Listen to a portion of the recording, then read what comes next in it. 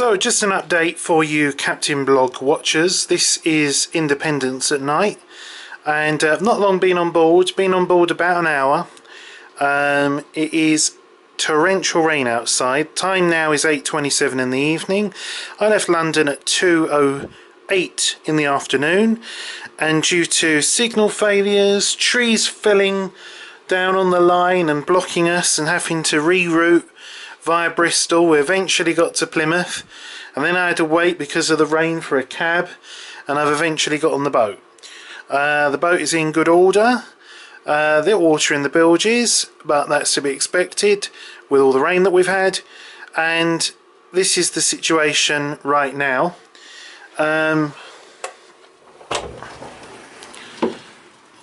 It is horrible outside. Now, the taxi driver said when Storm Elenor came through here that they had more than 40-foot waves reported off the coast, and he said that, you know, his own back garden fence was completely wrecked. So he said, good luck mate with your boat. So I thought, oh cheers, you know, charming. Got here, and the only casualty was my seagull deterrent tape, which if you remember from my previous video was tied across down from the screen to the bow and across ways port to star, but that's all gone.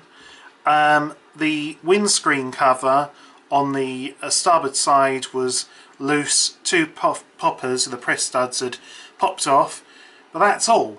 I haven't been upstairs exactly, but the rib's still there, the crane's still there, the cover's still there, my canopy at the sun deck is still there, so she's survived remarkably well. There was a little water in the bilges, which is to be expected because she's been left for a period of time with all this heavy wind and rain falling on her.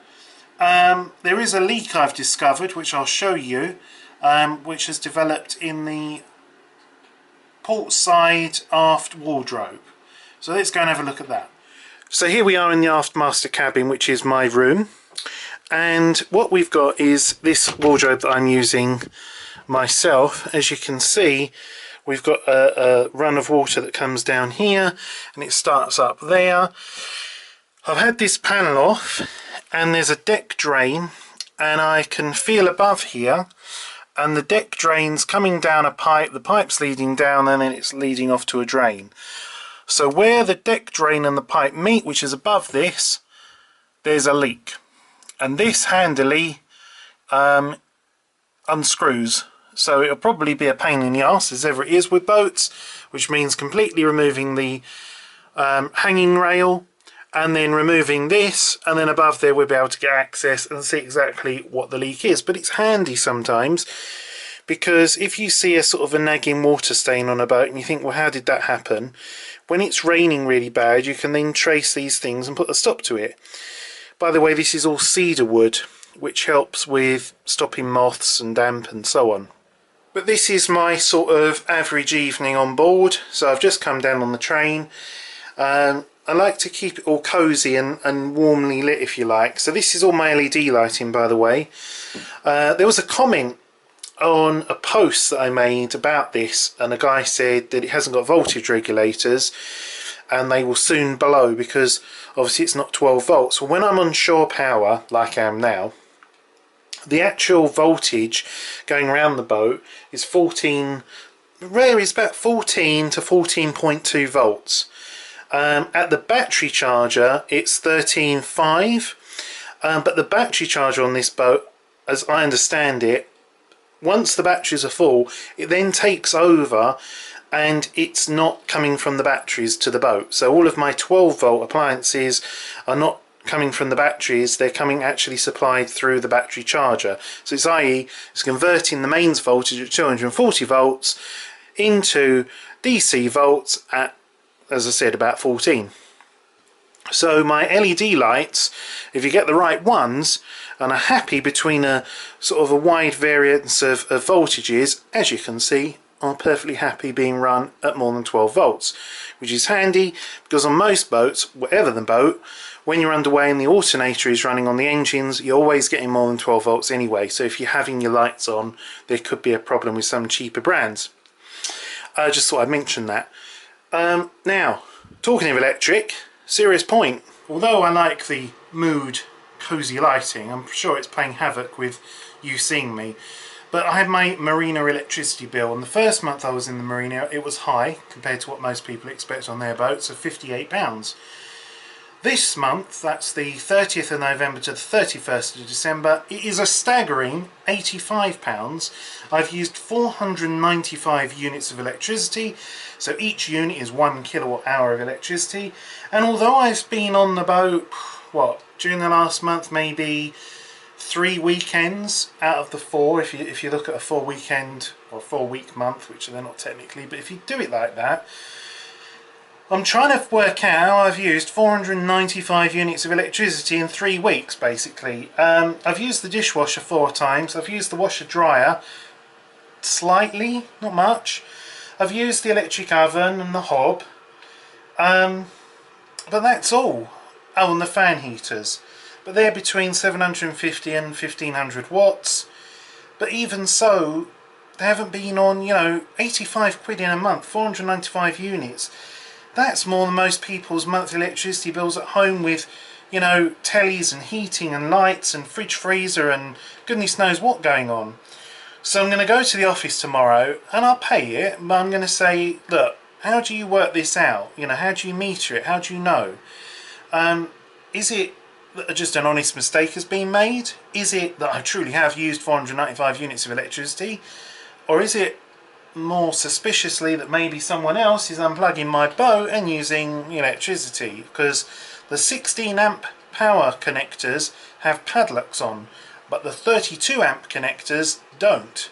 And mine's a boat with a 32 amp connector that has no padlock, so I can't stop that sort of thing happening. And I know there's a few people around here that do spend an awful lot of time on their boats and happen to have 32 amp connectors, and they're within plug-in distance, shall we say. So I'm sure it's not that, but it's always a possibility. The other possibility that sprung to mind is the only thing that's been left on continuously 24/7 throughout all of this time has been the battery charger. There's two. There's one for the rib upstairs on the flybridge, and there's one main battery charger for the ship, which is a Mastervolt 80 something. It's like an 80 amp charger, I think. That's why it's 80 something. They don't make it anymore, but they've sort of just upshifted to another model in the last, I don't know, 9 to 10 months. So it's only just gone out of production. But even so, that would have to be using a hell of a lot of power to use that sort of power. I've had tube heaters on, but that's not been 24 hours. They're on a timer, and I've just double checked. They're 235 watts.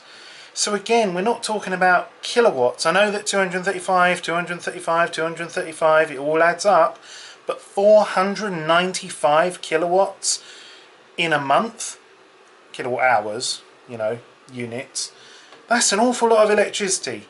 So that's what I want to find out, and I'm going to go so far just to stop this in future and to just have an idea of my electronic usage, or my electric usage I should say, sorry, is I'm going to have a kilowatt hour fitted to the mains feed coming in the boat. Now you can buy these things called meter maids. I saw one on Amazon. It's 189 quid, and it's basically a bit of shore cable that goes to this watertight meter maid thing with a analog counter, and then it comes out and you do it like that. 189 quid, when I can have 39 to 45 quid a DIN rail mounted, like for your domestic consumer units, if that's what you're wondering, a digital kilowatt hour meter. So that would mean that when I move the boat to another marina and I plug in, over a quarter's time I can go, this is how much I've used coming into the boat, this is how much they're saying I've used, and we can sort of tally up the meter readings basically. So that's the only other bit of news. I'm now showing you an image of the helm because no other reason that holding the camera at arm's length like that gets an achy arm. So I'm going to head off out into the wind and rain. This is, by the way, being recorded on Thursday the 4th of January, and the southwest is expecting some more high winds, gusts of 45 to 48 miles an hour forecast. Currently they're about 25, so not too bad, but that's really sort of driving the rain, so it's not going to be the most comfortable night's sleep, as these higher gusty winds are forecast from midnight to 5 AM, and when this boat gets pushed against the finger pontoon, the fenders all creak and squeak against the hull and it resonates through the boat, and yeah, it's not the most sort of serene experience. But I'm going to go out now into this wet and rainy weather for a relatively short walk to the Jaipur Palace, my local curry house, so they know me very well, and I'm going to have the typical single male curry in front of the telly. I've got my little coffee table set up with the placemats, I've got me beers, I've got me telly, and it's all going to happen. So that's my Thursday night sorted out.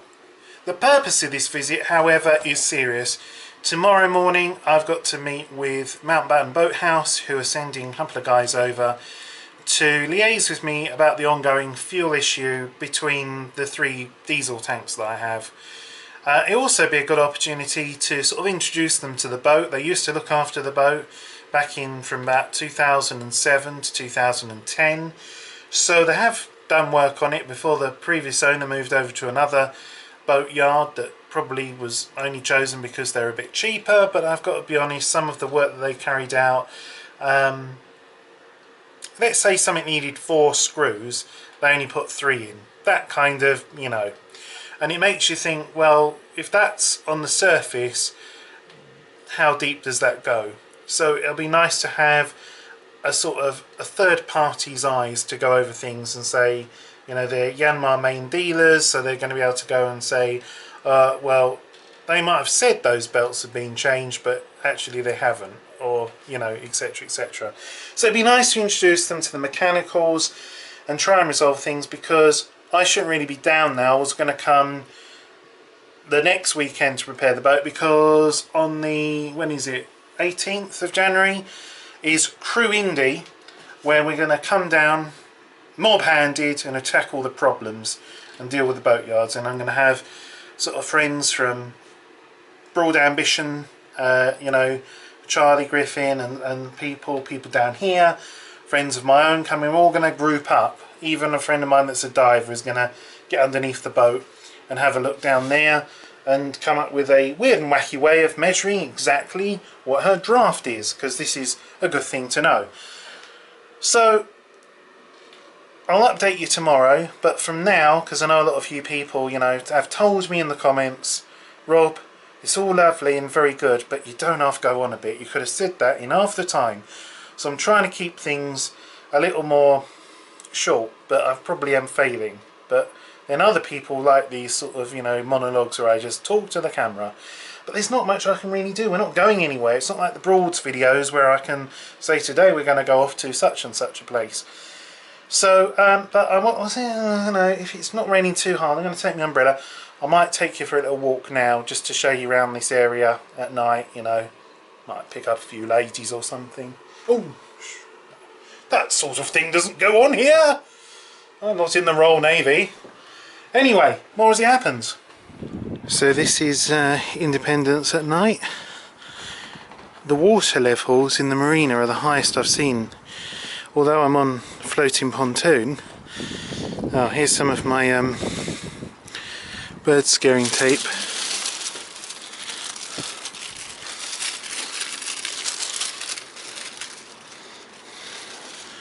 Don't worry about that in the morning. But no shit up there, so that's worked. I replaced all of these fittings and the LEDs, and you can see you've got deck lights as well. Much nicer if they're white and not blue, and they actually are practical and light your decks up rather than just look good. But you can maybe hear, if not see, these big polyform fenders when the boat gets pushed against the side do rather a lot of creaking. And of course that's where my bed is, just there. Here it comes.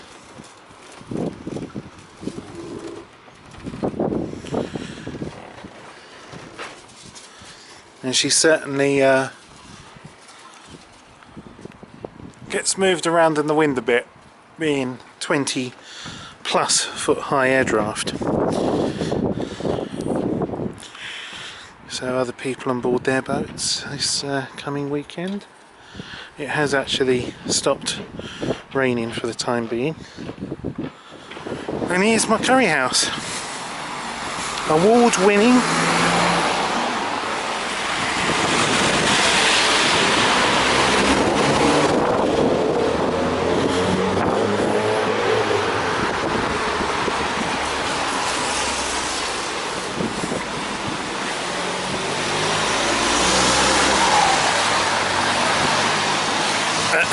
Don't go in here. I did. Not good. This here is another Indian. There's a snooker club. That's Scary Ali's big brother there. And just up here is the Asda where I'm going to go first. There's also a rather humorously named LGBT pub called The Swallow, just up there. God blimey, they actually stop for red lights in Plymouth. In my part of London, they're optional. So I thought I'd just do an update, and if I look a little bit flustered, then apologies, it's because I've just literally stopped doing a lot of stuff and I'm heading off into town. It's 2:35, it's Saturday the 5th of January. This morning I was up, I'll speak English sometime. I was up bright and early, indeed I was.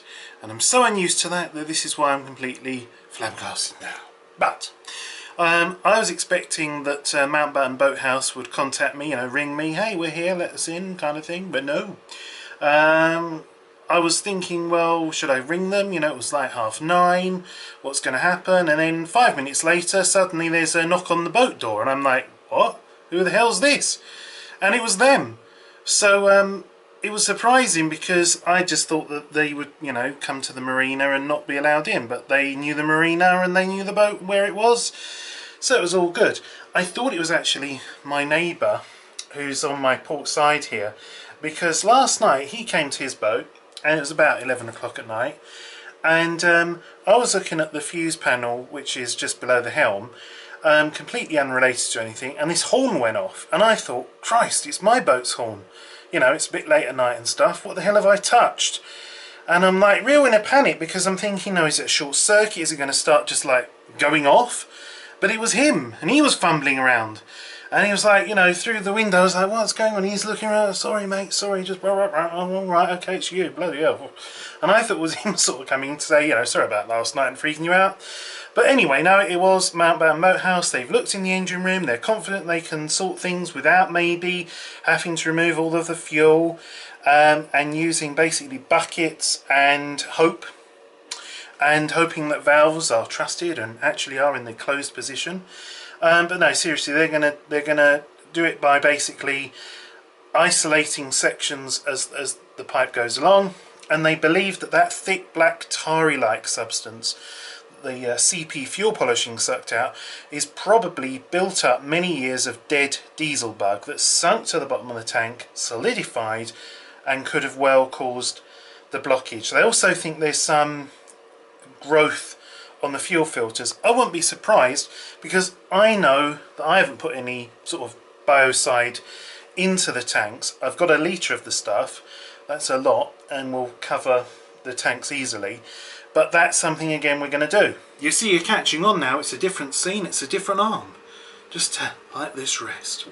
So they've also going to look into the air conditioning system, because we need that to work for heat. And when I did try it, it didn't seem to get that warm, even though it wasn't that cold outside. I.e. the seawater wasn't that chilled. They're going to service the generator. In fact, they're going to come and service the generator and have a go at the fuel system before the 18th of January, which is when Crew Indy are coming down to sort of tackle a load of other stuff. So I've given permission to the marina to let them in and onto the boat, because the marina keeps a spare set of keys. And that's basically what's going to happen as far as the sort of engineering situation goes. Now we move over to what I've been doing, which is very little, but it seems to go on and on and on. So the first issue I have, as you can see, is this blind, this ocean air blind that's in the stuck position where you see it, which is really pissing me off because it's just so out of balance. I can't lift it up, I can't lower it, I can't open it, it's just stuck.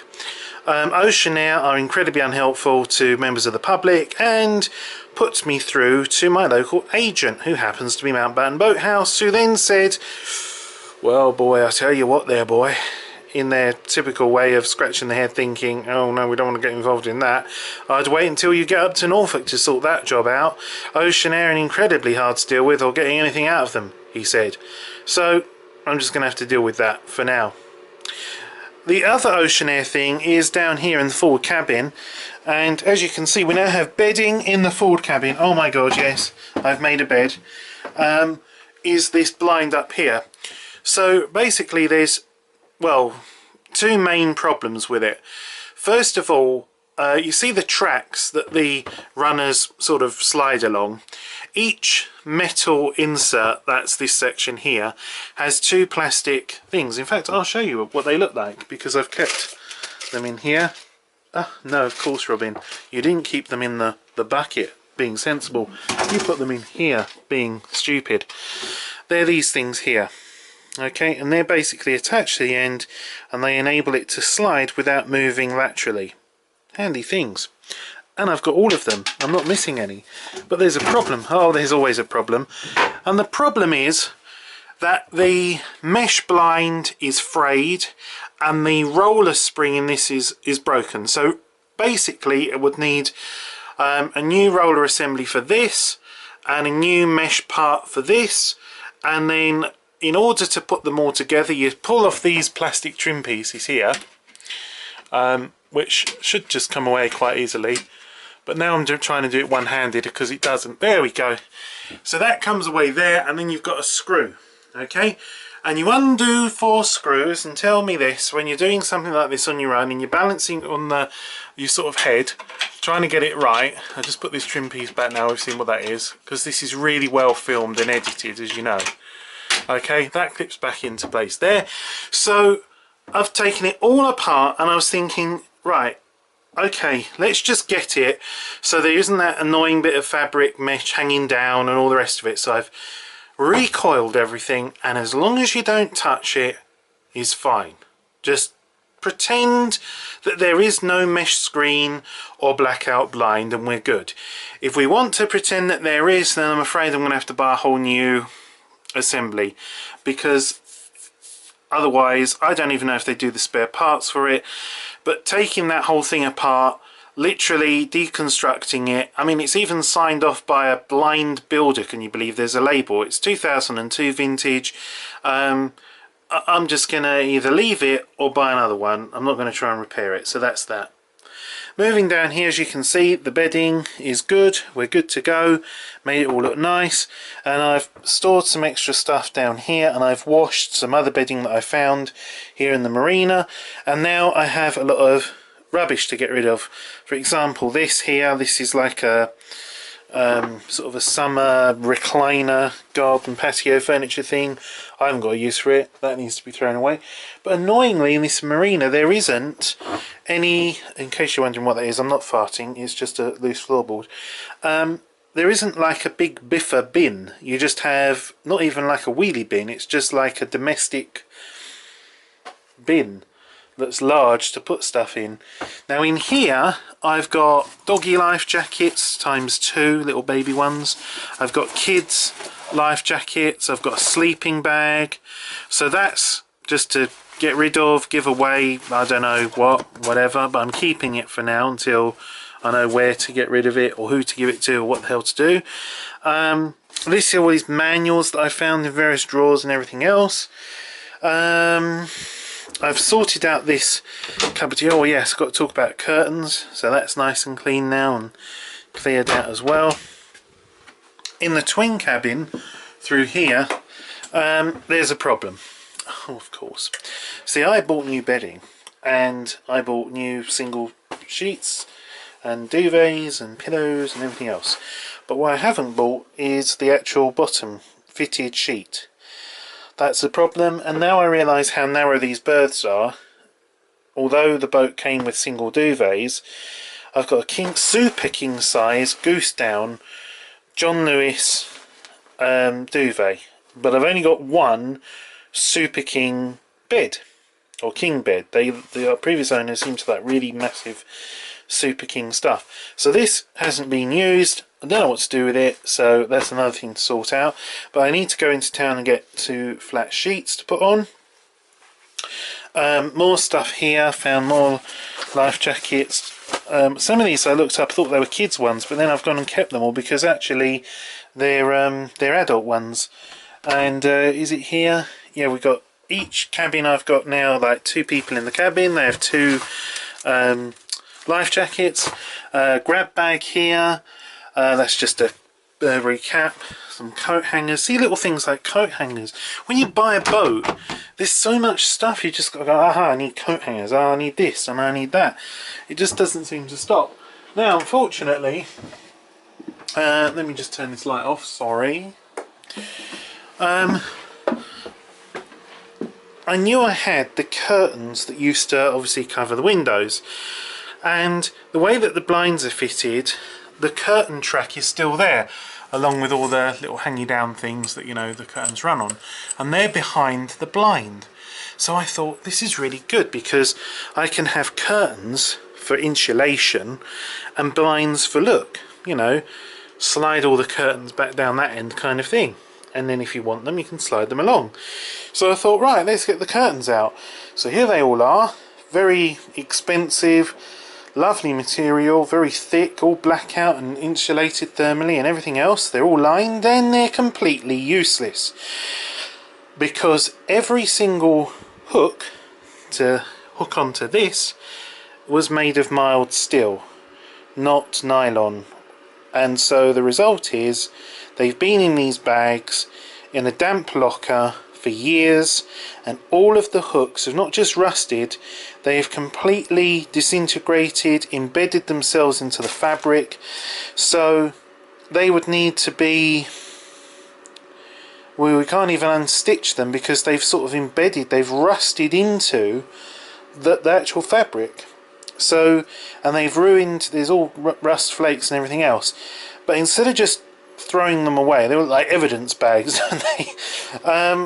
I'm going to look into, you know, are they salvageable, or, you know, maybe someone just wants the material. So I know a trimmer, Alan, advice on this. I will talk to you about this. I will show you this. This isn't important. I'm just bagged it up, sealed it with zip ties, and we'll sort that out. But yes. Now, other things have been going on. Technical stuff. As you see, my big speaker system. But Sheila, for my Christmas present, got me an Amazon Echo, which is here. And then I've used the auxiliary out and into this, so I've now converted my dumbass Logitech system into a smart Bluetooth speaker. And watch this. Alexa, what's the weather like in Plymouth? Currently, in Plymouth it's 6 degrees with showers. You can expect more of the same today, with a high of 9 degrees and a low of 2 degrees. Okay, so that's really good now, because I can adjust the volume on here. I can also ask for her to do the volume up as well. But I found that to make this work best through the aux out, I need to use that on very high volume for this to pick it up correctly. We'll just play a little bit of music. Alexa, play Carbon-Based Lifeforms. Playing songs by Carbon-Based Lifeforms from Spotify. Alexa, skip. It's good, isn't it? Right?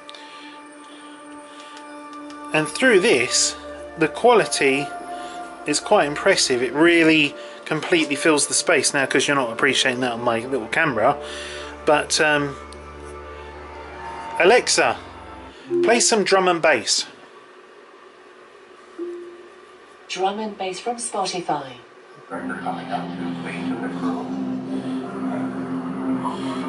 What we really want is some beats coming up, some bass, just to, you know, just tell the marina we're here. and we're just hoping that this isn't being flagged right now on YouTube for sort of breach of copyright or whatever. Most drum and bass songs obviously go straight into it. This one's got a bit of build up.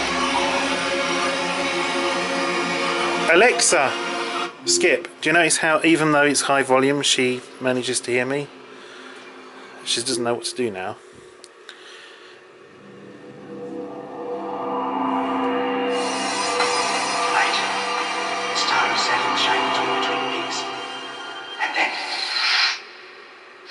Come on. Some drum and bass. The turning of the stars bring a time when my secret can give you immortality. But when that time is past, those fleeting minutes gone, the secret is worthless. I'm sure it is. But you really are ruining my video here. The turning of the stars bring a time when my secret can give you immortality. But when that time is past, those fleeting minutes gone, the secret is worthless. Until once again the stars are rockets. Power. The turning of the stars bring a time when my secret can give you immortality. I think you get the idea. But when that time is past, I'm just going to give it one little last try. Until once again the stars are rockets. Power. The turning of the stars bring a time when my secret can give you immortality. But when that time is past, its fleeting minutes gone, the secret is worthless. I actually quite like this song. Never heard it before, but an interesting intro. The turning of the stars bring a time when my secret can give you immortality.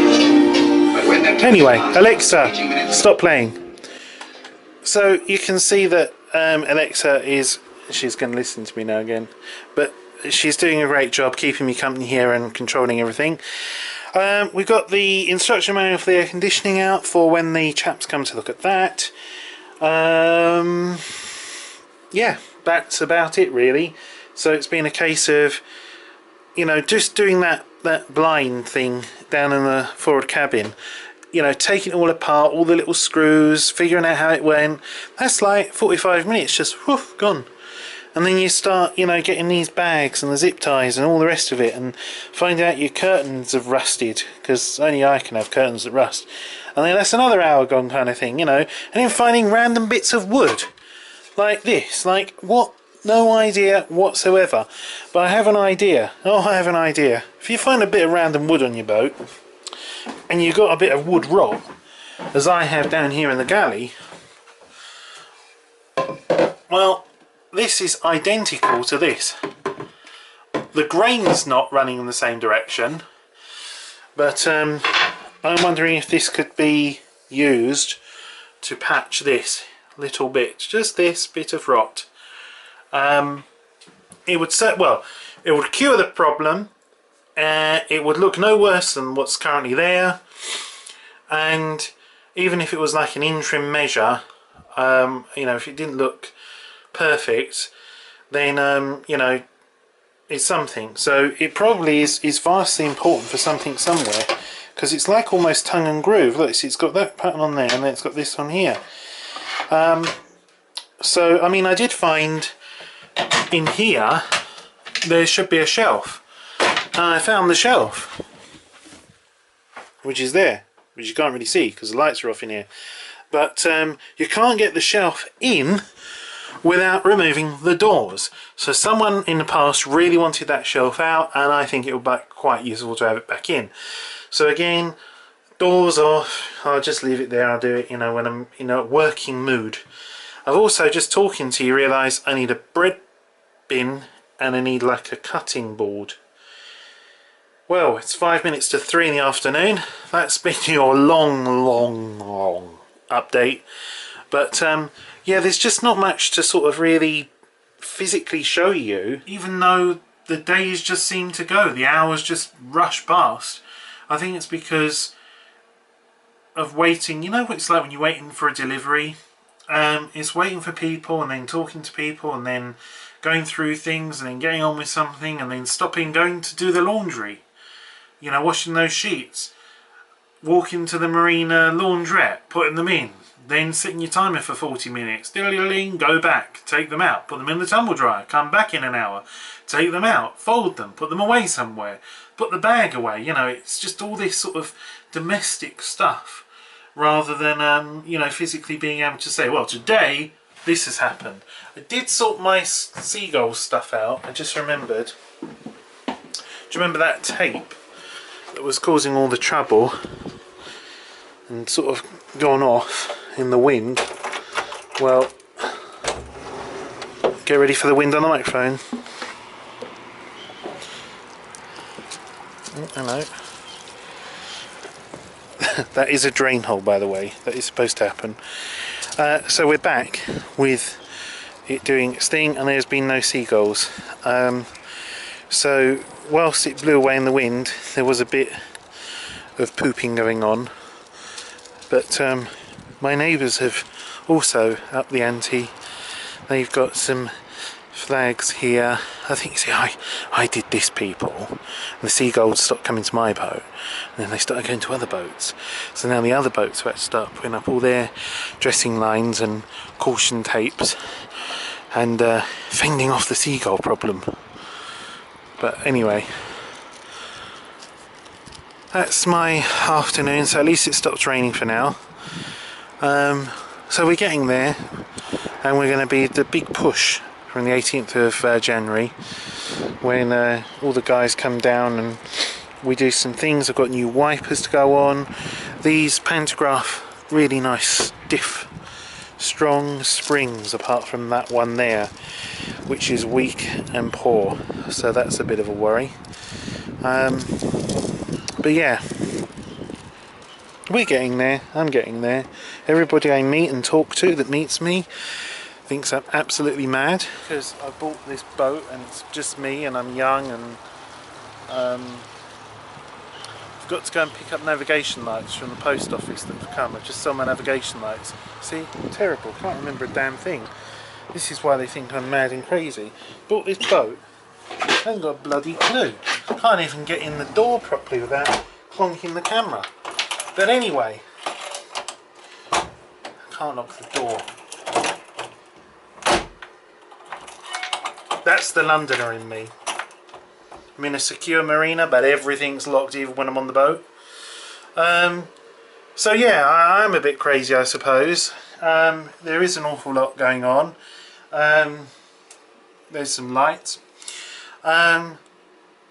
But I'm excited about it. And although there might not be that much to share with you right now, it is new and it is an adventure. And I've bitten off a large lump of I don't know what, but it tastes quite good. It doesn't taste too bad. So I might change my tune when invoices start coming in from Mount Batten Boathouse and stuff, but we can only but see what happens. And I might get all the way to Norfolk in it and feel thoroughly awful and green and seasick and think, my God, Robin, what a stupid boy you are. Put it on the market. But I doubt it. But I'm making it my own, slowly but surely, getting through, cleaning the boat out, and just bringing it up to something nice that I feel comfortable with. All of this might not make sense to some people, where I'm going with it and what I'm doing and blah blah blah, but it makes sense to me. That's the main thing, really. So I don't know if there's going to be another update. This has been long enough. I'm going to go into town. I'm going to sort some things and clean some more and stuff, but the real sort of update videos are going to come on my next visit, which is you know, later in January. So if you've been watching and putting up with my long talking to the cameras, thanks very much. As ever, more as it happens. P.S. Sorry for how I'm looking recently. I know the hair's a bit flattened. It's just not on, is it, as a YouTube celebrity? But anyway, there you go. Cheers for watching. Well, as you can see, I'm all ready to go. And since the last video update, which was yesterday, we went out, we got some curry, came back. Today has been a day of calamity, so there's issues with everything going on. Not so much with the boat, more with me and getting back to London. So first of all the trains are bus replacement to Exeter, so that's going to add a couple of hours onto the journey, and then back on a train at Exeter and then into London that way. So I was going to go on Sunday, but it's still just as bad then, so I thought, well, do you know what, I've done as much as I can here now. It's Saturday afternoon, just past 3:10. I'm going to head off home. The other calamities were me falling down the companionway steps into the galley and grazing all my arms because I was trying to be sensible. I normally don't use the handles, I just walk down them like normal stairs, and this time I thought, you know what, Rob, you really should use the handle. I used the handle, that altered my sort of centre of gravity and balance as I turned to grab the handle, and then I just slipped down the stairs, so I've grazed all my arms. The other calamity I'll show you in a second in the other cabin. So the other calamity that happened, here we are in the aft master. You see here, these look like they're supposed to be little doors. And I know that they're not really meant to open, but on other Trader 535s, there's like a little bookcase there, you know, for stuff, and I've got a book, and I thought, oh, I want to put it there. So the first thing I discovered is that this piece of wood, you see it moves, it comes out. So once I'd figured that came out, I thought, well, maybe there's a cupboard there after all. I mean, it's not the first time you've got a sort of a hidden panel that you have to sort of, there we go, and see it comes out open, and then, yeah, clever stuff. So I got that out, and I was hammering away at it, you know, and then all of a sudden, the left-hand door disappeared. It went back and shoom, gone. Well, I can tell you behind there is just some bare fiberglass, painted fiberglass. Where had my door gone? My door had gone into the bilges. So it's off with all of the mattress, it's off with this, it's up with the hatches underneath the bed, and there, climbing down into the bilges, I get my door. But then can I get the door back? No. Because it seems that it only wants to go in the way it came out, e.g. out and slide down, not out the front part. So then I discovered this hatch, but this hatch has a broken catch. So of course, it just gets worse. I have to take this hatch out, and then that has stuck across it Velcro that holds the headboard for the bed in place. And then I took that, and I'm reaching up here, and I'm scratching all my knuckles, and I'm trying to get this bloody thing, and I'm thinking, Rob, why do you bother pissing around? It's not a door. You knew it wasn't a door. Why are you trying to just confirm what you knew? So eventually, 30 minutes later, it's back and never to be touched again. So that's all that's been basically going on here. Out here, I don't know if you can see, but this is lovely and shiny now because I've used some nice floor polish. But it's actually really grippy. I mean, you're not going to slip on it. So that's Astonish floor and wood polish and protector, and it's brought it up lovely. So she's all ready to be left. I'm just about to turn off lights and stuff. I've drained down the water tank and then emptied all of the pipes to all of the outlets. I'm leaving a couple of tube heaters on in the interior and in the engine room. There's definitely something going on though. This boat, my electricity bill for 30th November, 31st December was £85. That's about £76 something, or anyway, it's 495 units of electric. I've got a 750 watt or 1400 watt fan heater times 2, and I've usually had both on 750, so that's about 1500 watts combined. And the tube heaters are 135 watts. There's a 1 kilowatt water heater. There's the dishwasher I've used 3 times. But anyway, basically, if you work it out, guys, I would have had to have used 1 kilowatt for 16 hours for 30 days to have used the amount of electricity I've used. I queried this with the marina. They said feel free to go and check the meter reading. I did. It was correct. So I'm wondering what the earth is going on, because the month before it was £58. So this time round I've used the water heater very sparingly. I've used the dishwasher just once. I've not gone near anything else, and I've only been having one fan heater and only on low.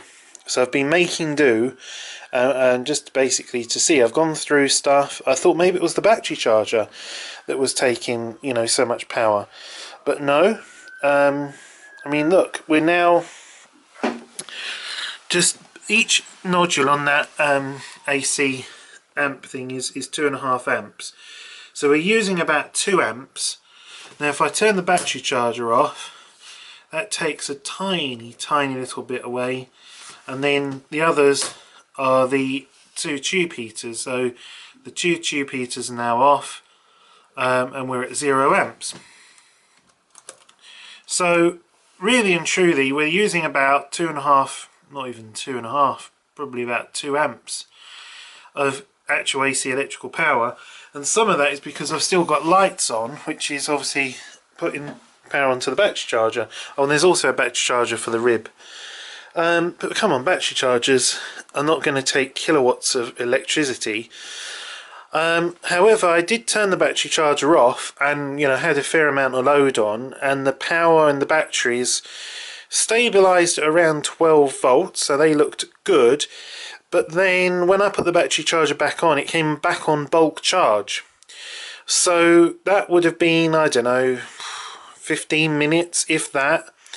And the fact that that suddenly needs to bulk charge and then bring it back up suggests there's a possibility that my house battery bank, which only consists of 2 batteries, is not in the best of health. And I also found a piece of paper from some time back where the engineer was trying to troubleshoot a problem of why the port engine wasn't charging the batteries. Yet he took down detailed voltage from the battery before the engine was started, during the engine was, and it was all fine, you know, like 12.5 volts, and then when the engine was running it was about 14. So anyway, it could just be I need to get new batteries, but that's already something I know about, so I'm not, anyway, it's not worrying about it now, but I'm just pointing out. The engineer is coming to service my generator when I'm not here. I've left some notes for him. The air conditioning system manual. This is the actual manual. And it's so poor. I mean, there's a place in here where there's like actual hand-drawn numbers on the diagrams and stuff. And this is from the manufacturers. I'm sure HFL is a really respected company that make great products. Their website is awful. They don't have any manual downloads on their website. Their complicated control interfaces. It seems like it's a Kilmer do the chillers and HFL is a German company, and God do you know it's a German company. It is incredibly nerdy, geeky, high-end stuff. Even the controllers, these cabin comfort controllers for example, the way they work, it's like if you want to change the fan speed you have to go into programming setup mode by pressing you know, a combination of these 4 buttons in different orders. I still haven't figured out how the hell to change it. You see it says temperature degree C. It's in Fahrenheit though. How do you change it back to Celsius? And sort of, you know, when you look at a Spasha or Webasto, they're much more, I probably said those 2 names wrong, apologies, but they're much more intuitive. The actual interface between the product and the end user, even if behind the scenes stuff going on is equally as complicated. But it's what I've got, you know, it's old-fashioned sort of neon lights and big switches that you sort of, you know, clonk clonk to turn it on and stuff. But yes, clearly a very expensive system to install. And there is no header tank. You just find the highest unit, which is probably going to be the one over there, and you have to disconnect pipes and flush things through and put glycol mix in and then bleed off the lower. Oh, what a nuisance. If it just had a header tank like other systems, but no. So that's how you have to winterize it and check levels and so on and so forth. But the guy from Mount Batten Boathouse is going to look at that, and that's why I've left the manual out for him there. So that's about it. It's a bright day here. I'm off now, literally, so I'm just doing this last little update, and I wasn't even going to do this, so It's now 3:20. I've got a train at 15:45, so I'm probably going to have missed my, well, not my train, my bus replacement to Exeter. I'm probably going to miss that from doing this update and talking too much. So there you go. It's boring for you to watch. It clocks up my travel plans, but for the camera, for the blog, I'll take it. Until the next time I'm down, which is going to probably be on the 18th of January with Crew Indy, when we tackle all of the issues, more as it happens.